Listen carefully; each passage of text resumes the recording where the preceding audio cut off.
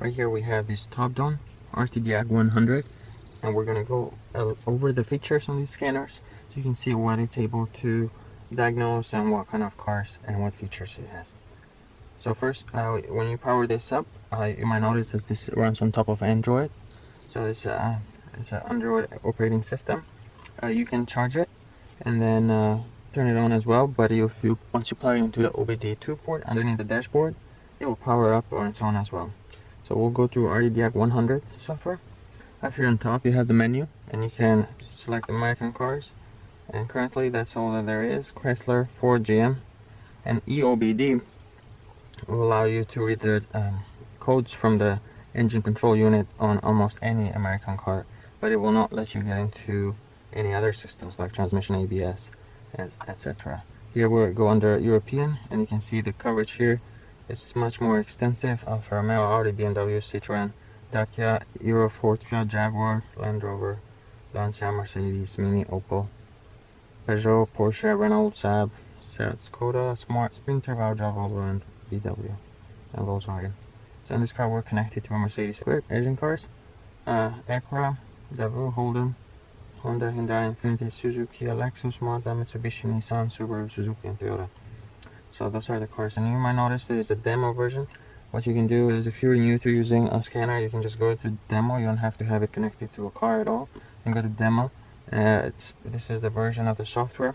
Press OK, and then you can go play around and look at the various options in case so that you can get familiar before you connect to the car. Now this, even though it does connect to most of the control units on all these cars that we showed, it provides only one-way communication, or two-way. So you can read codes, you can go as far as clearing the codes, but that is it. You are not able to perform adaptations. You're not able to activate sensors. You can look at live sensor data, but you cannot program anything basically with the scanner. We'll go here. It shows the vehicle and it shows the version of the software.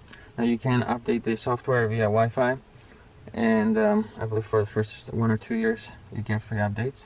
And the version that we have here, by the time you're looking at this video, it might be outdated, so you might have to update it. And this covers vehicles up to 2016. We'll press OK here.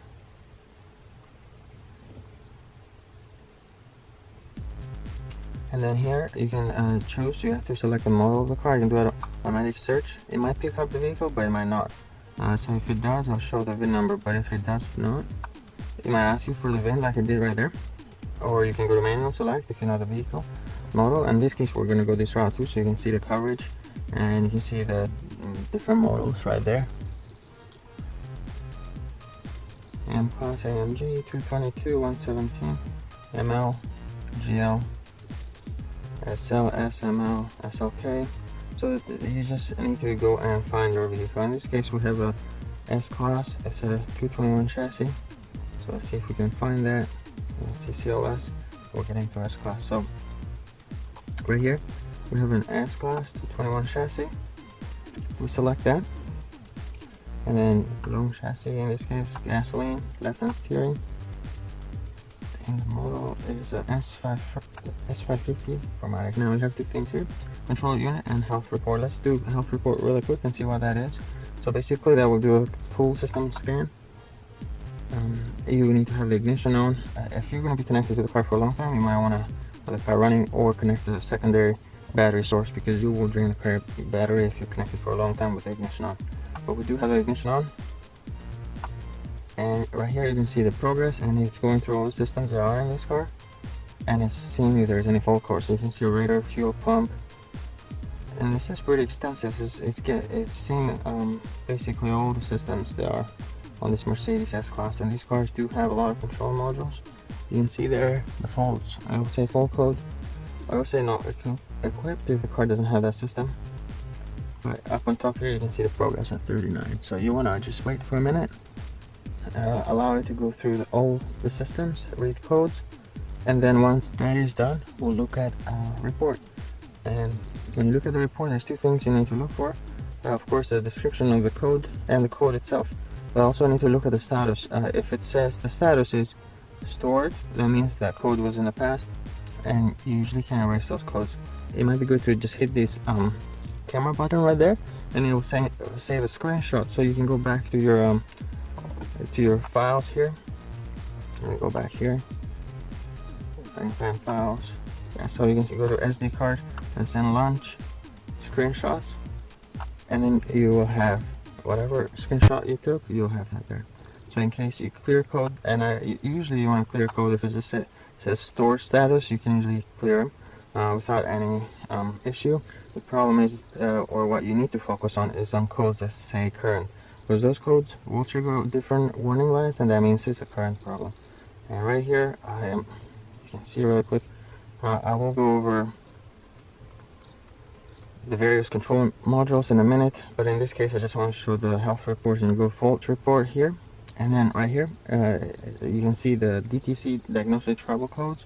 It has code, description, and then here is that state is stored, so we're not worried. And on the right here, the control module that it belongs to. So in this case, it's engine control module. All these codes are stored.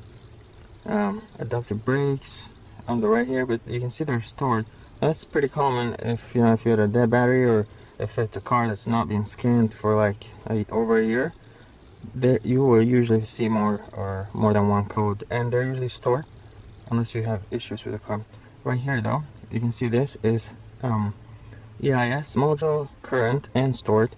So this is a problem on this car because we get the battery light warning light, and it says terminal 30B not present under voltage supplies. So in this case, and then you have the code here you can research, and that code should be somewhere else as well. Sometimes the same code might be present in more than one module. So, and then we do have a couple series not activated. Anyway, so we'll go back though.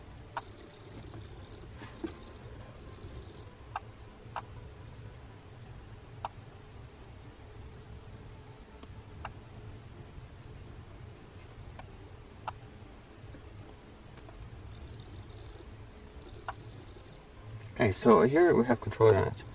And if you're a beginner, you might, or if you're just getting the car, or you just got the car for the first time, or if you're looking to buy a car, you might want to go to health report and do the full scan and see everything. But let's say if you're just focused on one particular problem, you would want to go to control units, and then here you have some options, and under these options you will have the actual control unit. So under drive, you will have transmission control unit, intelligent servo module, ECM, Distronic, rudder sensor, fuel pump. Alright, so we're gonna go look at transmission control unit. Ignition is on, and then here version information, you really don't need to look at that. But if you go here to read fault codes, and that's what you'd be interested, you see no fault code in this case. But if you did have one, of course you'll need to go fix that, address that issue, and then you can come back here and you can clear that code. Usually transmission codes will stay there. I might keep the car in limp mode until you clear the code. Even if you fix the problem, the car might still be in limp mode until that code is clear. So you can see engine control module, like if you're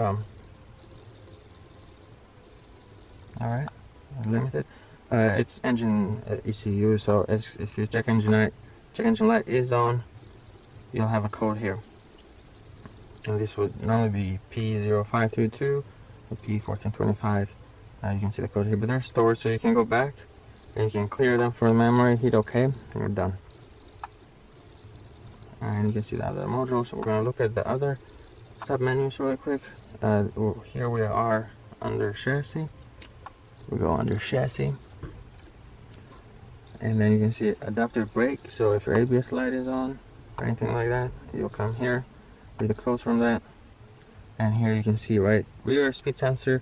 Basically all the speed sensor values or codes will be in here, and these are all stored, so you can come in here and clear them unless you have a current one. Even if you do try to clear it, the code will come right back up, so you can't really. And one thing important here is this last option is read data stream, because what you can use this for example, if you have a bad ABS sensor, it might trigger your ABS light, ESP, or traction stability control.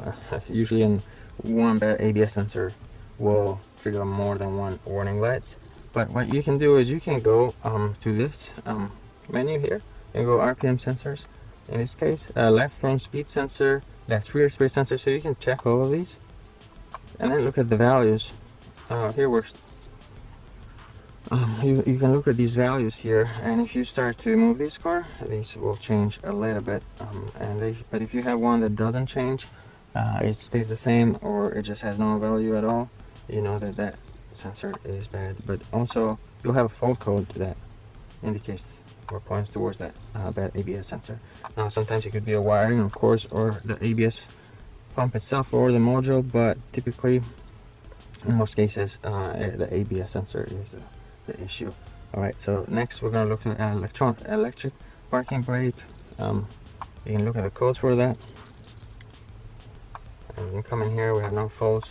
I'll not go through each one of these individually, because as you can see, the menu is the same once you enter it, and basically read codes, clear codes, and look at some live data from that particular motor. DPMS, suspension. One thing to point out in here is that, again, you can read codes if you have issues with suspension, and it'll tell you there's a code for like the air compressor or one of the struts being too low or something like that, and you can come fix the problem and come back and clear it. And you can also look at some level sensor data. So like one of the level sensors is bad, like in this case we can look at the left front level sensor, right front level sensor, select it, and then you can see the values here in volts.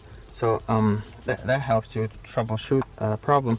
But what you don't have in here is actually tests. So if you wanted to activate the compressor and see if it generates the required air pressure within the required amount of time, you can run a test like that. You can't lower the vehicle from here or do anything like that, because remember, it's more like a one-way communication. It's just reading data from the car and just clearing codes, and that's it. So we can't send commands, program units, and run tests. So, but it's very powerful, considering the fact that it's able to get in almost all the systems on the vehicle. So electronic power steering, we'll go back, we'll go to body, and SRS. If your airbag light is on, that's where you want to go. Weight sensing system, this can also trigger the airbag light. You can go into both those modules. Central gateway, that's the main module that connects to all the other modules. So this is a very critical module. You want to go and read codes from that. If you don't get a response from that module, that it might be defective. And especially like if you have a lot of issues on a Mercedes, a lot of systems don't work, that usually is the problem. And here, electronic ignition system, central gateway, keyless go, overhead control panel. I'm just gonna point out some of the critical ones. Let's go to information communication really quick. Instrument cluster, assist active service system, says plus, steering column module, backup camera, parktronic, audio video navigation, command unit right there. Seats and doors, so here you have all the seats, door modules and the seats and all that. And the last one is air conditioning. You can go to air conditioning system, your AC operating unit, stationary heater, but AC is a critical one. If your AC system is not working, you might have a code here. Sometimes one of the sensors for the AC system might be out of range. It could be due to like really high temperature, or just the sensor itself going bad. You might have a code here. It says stored. You can go back, clear the code, and your AC might start working again. But just keep in mind that that code will probably return, and your AC might stop working again. So you do want to address that problem, whatever that code is. Get that fixed. Even if you can clear the code and get the system back on, eventually that will happen over and over again. So make sure that you address that problem. But that's it. It's a very powerful scanner, and considering the fact that it gets into all the control modules and can read and clear codes from those, and also considering that it has such a broad vehicle coverage, this is a great scanner. I mean, it's excellent for car owners, but also for a shop floor mechanic who just wants something inexpensive to just have handy and read codes. This will be a good unit to have. Thank you for watching.